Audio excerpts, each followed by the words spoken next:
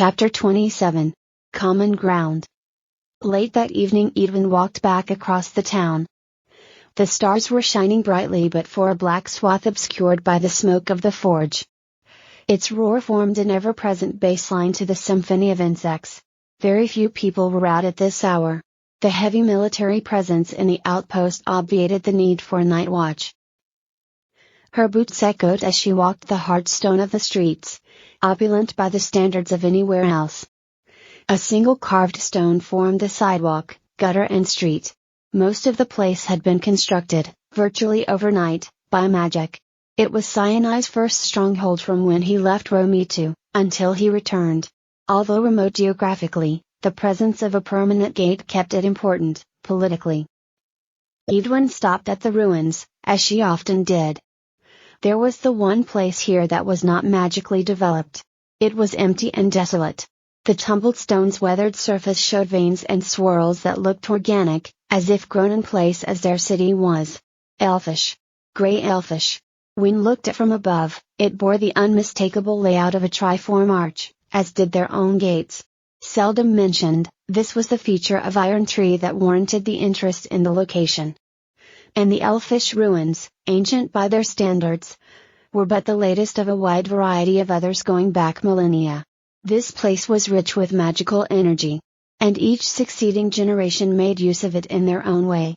Some even thought that the ironwood tree that grew so large as to form the natural chimney of the forge had tapped into that power itself. So even the native troglodytes made use of it unknowingly. She caught herself drifting as she leaned on the perimeter fence. It had been a long day, and a longer night. She pulled her fatigue duty clothes about her more tightly and headed to her quarters. Being a combat mage, she was automatically an officer and rated personal quarters. Even so, she missed barracks life and elected to have her quarters in the most crowded part of the city. Although it was late, the smell of troglodyte cooking and the sound of music drifted out of different dwellings. They may have lived in this forest for generations, but they originated underground and had no trace of circadian rhythm. It was no more, or less, alien to her than the human district, resurrected as she was from a bygone age. What she did not expect was to find a cloaked figure lurking on her doorstep. She slowed her approach and paused, collecting her consciousness. "Friend or foe?" she asked, when she had assumed a relaxed, ready stance. The figure looked up, pulled back his grey hood, and laughed. "It's okay. I'm with the government." "Moss," she said, with a trace of annoyance. "Why lurkest thou on my doorstep at this time of night?" He stepped aside, bowed, and motioned her to the door. "Well, I lurked here earlier, but you were not to be found." She opened the door and moved into the apartment. He let himself in behind and closed the door. The place was small and utilitarian. A small shelf on one wall held the only personal ornaments in the place, several abstract figures of dogs. She looked at Moss with an unwelcome stare. "I bring mead, victuals, and conversation," he announced, in something closer to her dialect. He reached into his cloak and brought out a bottle of amber liquid, a wooden board with some smoked fish on it, a lump of cheese, a bowl of fruit, and a lit candle. He smiled and bowed again. "Why should I wish to converse with you?" Edwin asked, unmoved.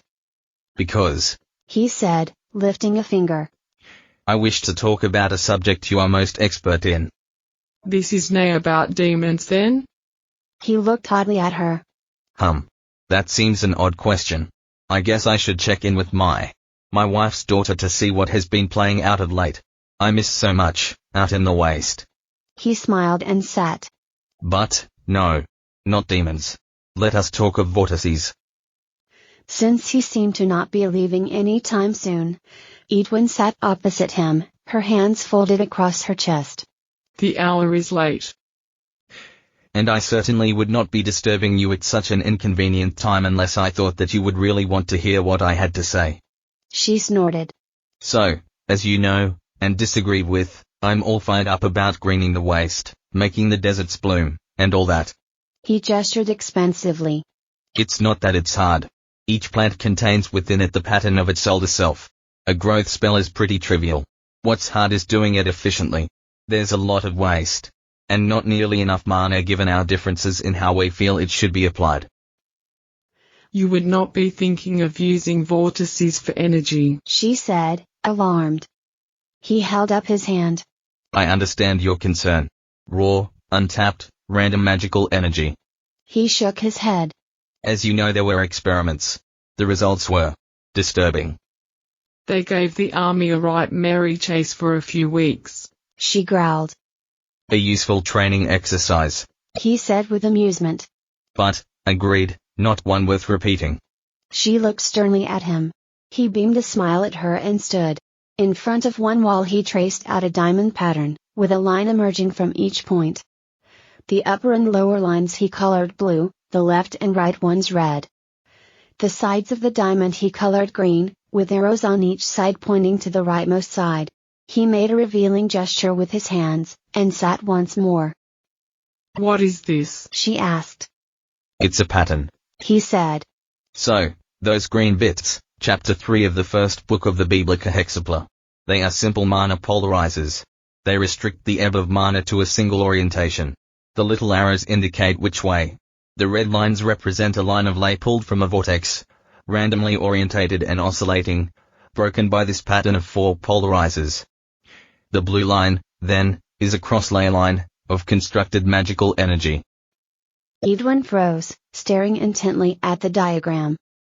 Her eyes traced out the hypothetical mana flow. No matter how contorted the flow along the red line, as long as the polarizers were strong enough to stop a surge of backflow, the flow along the blue line would be constant and regular. She looked at him wide-eyed. Who told thou this? Moss laughed. It came out of my own little head. He looked up in slight embarrassment. All right, I know there's quite a lot of company in my little head. But I think it was dealing on such a small scale. Did you know, he said suddenly, that there are plants and animals so small that you can't even see them without enhanced sight? He picked up a grape. Right here, there are jungles, and herds and an amazing variety of life, breathing, fighting, reproducing. He shook his head. It quite puts you off your food. I'm not digressing, he said to her annoyed look. This is what I've been dealing with. Capturing the patterns of these small menageries. Trying to replicate this as a more efficient means of promoting life. And it does work, he said, holding up his finger. But it has had me thinking on this fundamental scale. Then, it just came to me. Hast thou tried it? she asked, eager despite herself. Moss shook his head no. I think I'd want the army on standby, just in case, he said smiling. And, I would be most comfortable if you were there. You have the most knowledge of anyone on vortices. You could bring one near enough to do a small test, and banish it when complete. It would just make it more of a controlled test.